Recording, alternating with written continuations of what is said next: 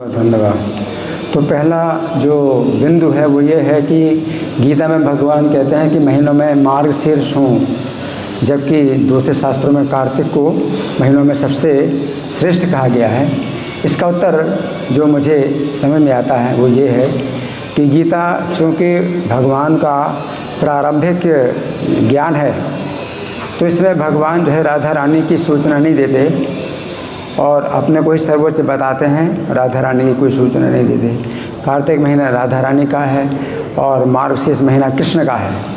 तो कृष्ण, राधा का नाम पहले आता है, कृष्ण का नाम बाद में आता है। उसी प्रकार कार्तिक का महीना राधा रानी का महीना पहले आता है और कृष्ण का महीना मार्गशीर्ष बाद में आता है। तो भगवान ने अपना महीना बताया मार्गशीर्ष, क्योंकि राधा रानी का जो तत्व है वो गीता में भगवान ने छिपाया है। ये उत्तर है। अब यहाँ पर जो है, जो प्रभु जी ने पढ़ा कि बहुत से कागज़ के टुकड़े फैले थे, अंग्रेजी में लिखा है टिश्यूज़। तो टिश्यूज़ का मतलब है कि उन्होंने जो है नाक जो काम है वो निकाला और कमरे में ऐसे ही डाल दिया, तो उसमें जो है जर्म्स होते हैं। तो प्रभुपाद ने कहा इसलिए तुम लोग जो है बीमार होते हो। गंदगी हाँ, गंदगी। तो मतलब यही है कि जो टिश्यूज़ है ना, तो उन्होंने जो काम निकाला और कमरे में डाल दिया, उसको तुरंत जो है उसमें डस्टबिन में डालना चाहिए था। तो प्रभुपाद ने फिर दूसरी बात है, प्रभुपाद डांटते थे, साथ साथ प्रशंसा भी करते थे। तो प्रभुपाद का एक तरफा मतलब कार्य नहीं था कि प्रभुपाद जो गुरु हैं तो वो जो है केवल डांटें और जो है शिष्य को जो है प्रोत्साहन ना दें। तो एक दोहा है, गुरु कुम्हार शिष्य कुंभ है, घट घट काढ़े खोट, अंतर हाथ सहार दे और बाहर बाहे चोट। तो गुरु कुम्हार है और शिष्य कुंभ है, घड़ा है, कच्चा घड़ा होता है। तो गढ़ी गढ़ी काढ़े खोट, तो उसको जो है मतलब पीट कूट करके उसका खोट जो उसके जो वो है टुकड़े, पत्थर के टुकड़े हैं, निकालता है मिट्टी के अंदर से हैं। तो अंतर हाथ सहार दे, अंदर से हाथ का सहारा देता है और बाहर से पीटता है।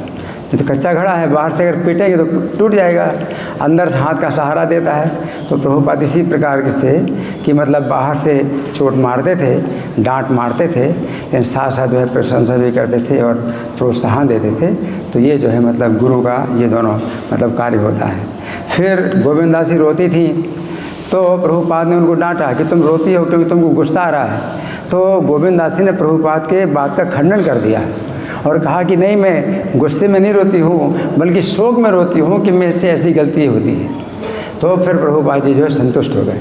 तो देखो गोविंदास की कितनी योग्यता है कि प्रभुपाद की बात का भी खंडन करते हो, प्रभुपाद संतुष्ट हो जाते हैं, और गोविंदास का कितना बड़ा गुण है।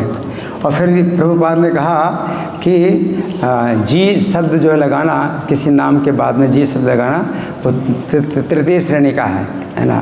तो गुरु के लिए क्या कहा, गुरुदेव कहो, गुरु महाराज कहो या प्रभुपाद कहो। तो तीन शब्दों में फिर गोविंदास ने ये भी पूछा कि तीनों में भी कौन सा हम कहें आपसे। तो प्रभुपाद ने कहा कि प्रभुपाद कहो।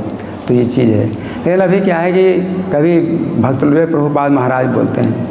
तो एक प्रभुपाद की शिष्या एक माता जी, तो उन्होंने मुझसे व्यक्तिगत रूप से मुझे बुलाया और मुझे कहा, अब वो माइक पर बोल रहे हैं प्रभुपाद महाराज बोलते हैं, अनाउंसमेंट करते हैं प्रभुपाद महाराज। तो उन्होंने मुझे बुला करके कहा कि प्रभुपाद बहुत जो है नफ़रत करते थे, प्रभुपाद महाराज कोई उनको कहता था तो प्रभुपाद नफ़रत करते थे। और प्रभुपाद जो है शब्द भी हमेशा किताबों में छपा रहता है, तो प्रभुपाद महाराज कभी नहीं छपा रहता है।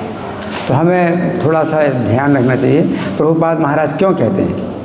जब प्रभुपाद महाराज ना कोई भक्त कहते हैं, प्रभुपाद के शिष्य जितने प्रभुपाद के साथ रहे वो नहीं बोलते, तो प्रभुपाद महाराज क्यों कहा जाए।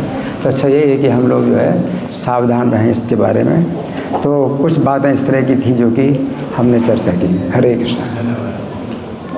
प्रभुपाद लीलामृत की जय। उपस्थित सभी भक्तों की जय।